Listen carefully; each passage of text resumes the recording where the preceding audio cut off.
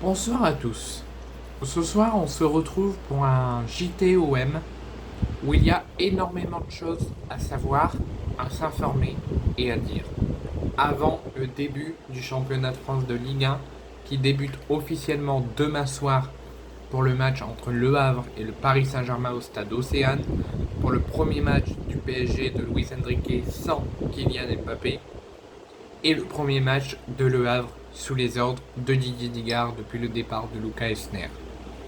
Et aussi, ça sera également l'occasion de l'OM sous Deserbi de se statuer, de se analyser pour le premier match officiel contre Brest samedi. Alors, je ne vais pas vous relire le message d'adieu de Paolo Lopez. Je vous ai fait une vidéo concernant son départ qui vient d'être publiée. Vous pourrez aller la voir et l'écouter. Mais Paolo Lopez s'engage officiellement. Les deux clubs ne devraient pas tarder à l'annoncer au Rérone pour un prêt avec option d'achat estimé environ à 6,5 millions d'euros. Grand max 7 millions d'euros puisqu'il y a quelques bonus en plus. Il s'engage donc à Rérone qui a réalisé une saison exceptionnelle, extraordinaire la saison dernière, avec une Ligue des Champions accrochée pour la première fois de leur histoire. Donc Paolo Lopez quitte officiellement après 3 ans passés au club l'Olympique de Marseille pour s'engager en Espagne du côté de Rérone qui joue officiellement son premier match de Liga actuellement au bout de 26 minutes au Real Betis. Demain à midi aura lieu la première conférence de presse d'avant-match de Deserbi et de cette nouvelle saison. C'est Karim Attab qui l'a annoncé sur son compte Twitter.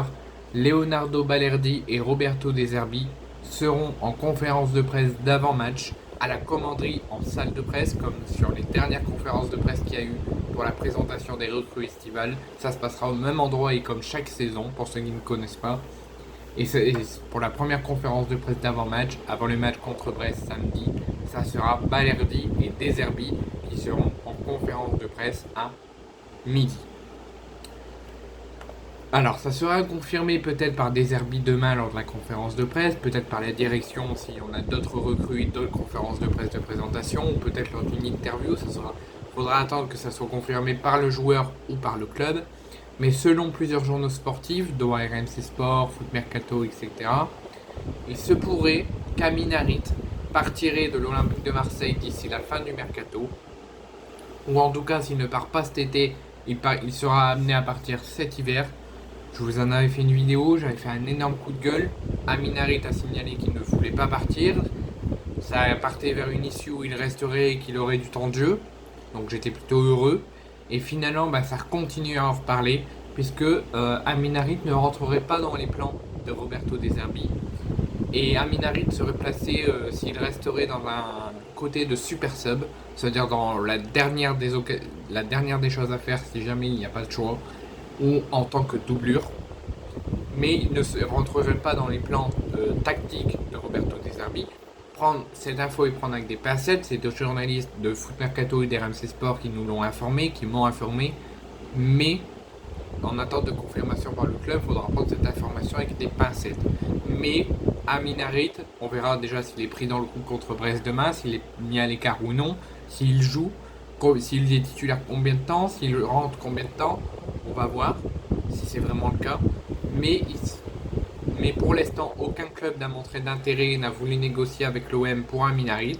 On ne sait pas l'intérêt de la direction. L'intérêt du coach, c'est qu'il part. L'intérêt de la direction, on ne le connaît pas encore. Mais pour l'instant, Amin Harit serait sur le départ.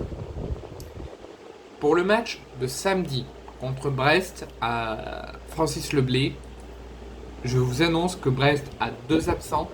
Pierre Lesmelou qui est en phase de reprise suite à une blessure lors de la préparation estivale, et Hugo Magnetti qui est suspendu pour cette rencontre suite à un avertissement lors de la dernière journée de Ligue 1 la saison dernière. L'OM voudrait recruter un ancien joueur du FC Lorient, actuellement en Italie à Sassuolo et international français, Arnaud Loriente. L'OM aurait proposé, est actuellement depuis plusieurs jours en négociation avec les dirigeants de Sassuolo, et aurait proposé 12 millions d'euros plus quelques millions d'euros en bonus pour que Sassuolo accepte et le laisse venir à l'Olympique de Marseille. Le club italien, pour l'instant, n'a pas donné de réponse, n'a ni accepté ni refusé, mais a fait savoir à la direction de l'OM et aux journalistes qui s'intéressaient à ce possible transfert qu'ils n'ont pas encore donné de réponse, ils réfléchissent encore, mais que leur valeur qu'ils aimeraient avoir par un club s'ils veulent s'attacher, l'orienter, ça serait 16 millions d'euros plus 2 millions d'euros en bonus. C'est ce qu'ils proposent eux. Mais pour l'instant, les négociations ne vont ni vers positive ni vers négative. Pour l'instant, elles sont toujours en cours et on verra bien si ça se finit par une issue positive. Mais en tout cas, l'OM propose 12 millions d'euros plus quelques millions d'euros en bonus, qui n'est pas encore dévoilé, et Sassuolo 16 millions d'euros plus 2 millions d'euros en bonus. Youssoufa Moukoko ne viendra pas à l'Olympique de Marseille cet été. S'il est toujours à Dortmund à la fin du mercato, qu'une fois que tout est terminé, il faudra voir s'il a du temps de jeu, s'il est mis à l'écart, s'il joue avec la réserve. Peut-être que l'OM reviendra l'hiver prochain. Mais pour cet été, c'est mort, il ne signera pas à l'OM. Il a été pisté pendant de longues semaines à l'OM. Les négociations ont trop été conflictueuses avec les dirigeants de Dortmund. L'OM s'est retiré. Lille est venu à négocier, mais s'est également retiré. Et là, Reims vient de négocier, vient de s'intéresser et s'approcher auprès des dirigeants de Dortmund.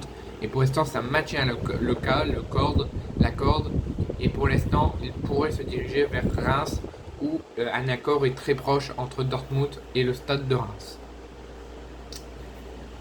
Hier soir, Fabrizio Romano nous a annoncé que l'OM a envoyé une nouvelle offre de prêt avec option d'achat obligatoire pour Jonathan Rowe, qui a d'abord été mis à l'écart. Lui-même a annoncé qu'il ne voulait plus jouer avec l'effectif de Norwich, l'effectif professionnel, qu'il a accepté tout ce que la direction allait faire de lui en attendant que son transfert se fasse. Le club l'a mis à l'écart du club professionnel, il a l'interdiction de jouer avec le groupe professionnel. Il joue avec la réserve en attendant que son transfert se fasse. Mais lui, il veut quitter le club, il l'a annoncé à ses dirigeants. Et il a dit, vous négocierez avec personne d'autre que l'OM car je ne veux partir que là-bas. Et l'OM est d'accord aussi, a déjà donc son accord contractuel. Et l'OM insiste fortement pour l'avoir et a proposé un prêt avec option d'achat obligatoire. Et ensuite, une autre information à savoir, c'est que Samuel Gigot sait très bien qu'il ne restera pas, qu'il n'est pas dans les plans techniques de Roberto De Zerbi, que les dirigeants vont très probablement accélérer son départ. Et il a fait savoir à sa direction et aux journalistes qui tournent autour du club que son envie, ce serait d'aller au Moyen-Orient. Et l'une de ses destinations favorites, comme tous les joueurs en Europe cette saison, c'est d'aller en Arabie Saoudite.